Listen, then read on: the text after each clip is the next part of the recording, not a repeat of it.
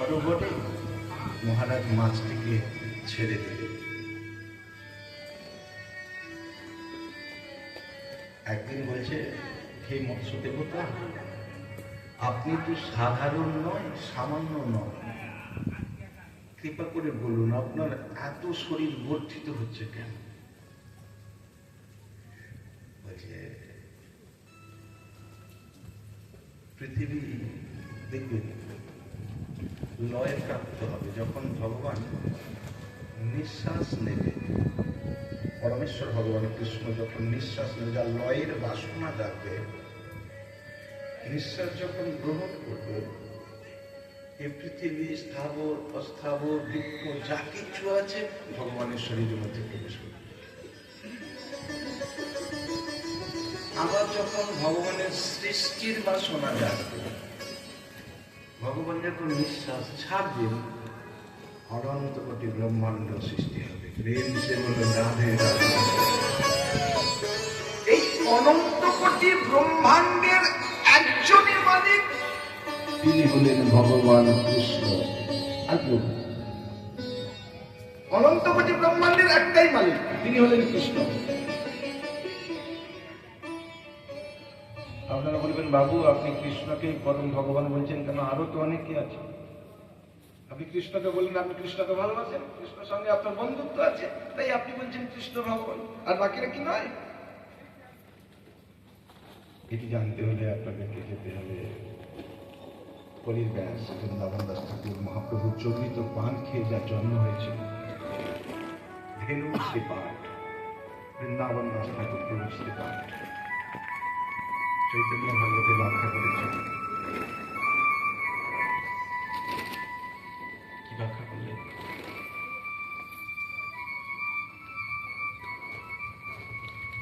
এই কলির ব্যাস চৈতন্য ভাগবতে পরিষ্কার করে দিয়েছিলেন শিবকে ভজন করে। শিব ভজন করলে আমরা কি জন্ম পাবো? অথচ দ্বাদশ জন বৈষ্ণবের আগে আমি যদি ব্রহ্ম উপাসনা করি তাহলে আমি কি পাবো? আমি যদি কৃষ্ণ উপাসনা করি কি পাবো? তার আগে আমাদের জেনে নিতে হবে পুজো কয় প্রকার, পুজোটা কয় প্রকার। পূর্ণিমা পুজো হচ্ছে, ইত্যাদি যাবতীয় পুজো হচ্ছে, পুজো কয় প্রকার? জীব গোস্বামী প্রভু বললেন পুজো হলো 3 প্রকার, দ্রব্য প্রধান, ভাব প্রধান এবং মন্ত্র প্রধান। দ্রব্য প্রধান পুজো কাকে বলে? আপনার বাড়িতে একটা পুজো হবে, আমি আপনার পুরোহিত, আপনি আমার কাছে গিয়েছেন, আমি একটা ফদ্দ দিয়ে দিলাম, আপনিও ফদ্দ অনুযায়ী সব জিনিসপত্র নিয়ে চলে এলেন, পুজোর দিন উপস্থিত, আমি এলাম, আপনি একটু সংকল্প করলেন, কুটুম্ব পরিপাত হলেন, কুটুম্ব আত্মীয় বন্ধু বান্ধবকে ট্রিটমেন্ট করতে ব্যস্ত, আমি আমার মতো পুজো করলাম, পুজো করে সব পুতুল বাঁধলাম, বেঁধে বলছি চলুন আমাকে দিয়ে আসবেন, প্রেম সে বলুন। একে বলা হচ্ছে দ্রব্য প্রধান পুজো। জীব গোস্বামী প্রভু বলছেন এই পুজোতে কৃষ্ণ নেই। তাহলে কৃষ্ণ আছে কোন পুজোতে? এবার বলছে মন্ত্র প্রধান পুজো। মন্ত্র প্রধান পুজো কিরকম? আপনার বাড়ির নতুন একটা সুন্দর বাড়ি বানিয়েছেন, গৃহপ্রবেশ করবেন, আমি আপনার পুরোহিত, আপনি আমাকে বলছেন দেখুন আপনার উচ্চারণটা কিন্তু তত ভালো না, কলকাতা থেকে একজন ভালো ব্রাহ্মণ এনে দিতে হবে যার উচ্চারণ খুব সুন্দর, টাকা পয়সা নিয়ে চিন্তা করতে হবে না, আমার তো পয়সার অভাব নেই, সব দেব, ঠিক আছে? কলকাতা থেকে একজন বড় ভট্টা জানা হলো, সকাল থেকে সন্ধ্যে পর্যন্ত মন্ত্রই বলে যাচ্ছে, মন্ত্রই বলে যাচ্ছে, মন্ত্রই বলে যাচ্ছে, কোন রকম কোন গ্রন্থ দেখছে না, এত স্পষ্ট উচ্চারণ, যতগুলো স, যতগুলো গ, যতগুলো বিসর্গ, যতগুলো চন্দ্রবিন্দু যাচ্ছে, একদম স্পষ্ট উচ্চারণ করছে, শুনতেও ভালো লাগছে, মানুষজন বলছে আহ একখানা নিয়ে এসছে মাস্টার এসে, বাহ, কন্ট্যাক্ট নাম্বারটা দেবেন, আমার বাড়ির কিছু হলে আমিও কাজ করবো। এতে তালি পেলাম, কৃষ্ণ পেলাম না, প্রেম সে বলো রাধে রাধে।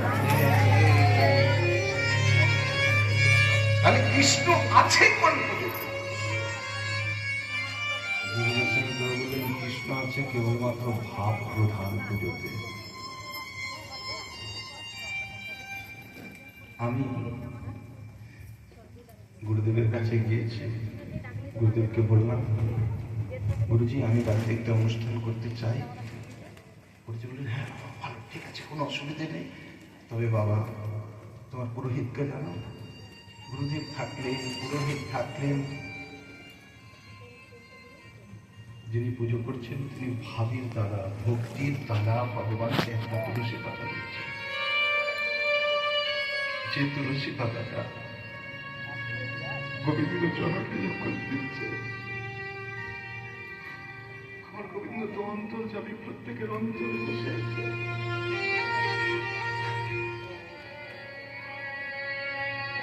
ভাবের দ্বারা দিচ্ছে, অন্তরের অন্তর জগৎ দ্বারা গোবিন্দকে ভালোবেসে, ভগবানকে ভালোবেসে তুলসী দিচ্ছে। আমি তো মন্ত্র জানি না, আমি তোমার জপ জানি না, আমি তোমার পুজো জানি না,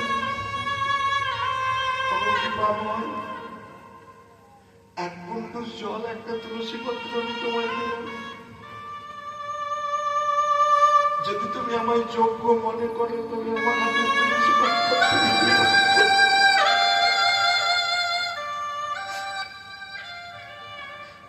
এমন ভক্তি না হলে হবে গোবিন্দ প্রসাদ পায় না, ঘুরে দেখে না।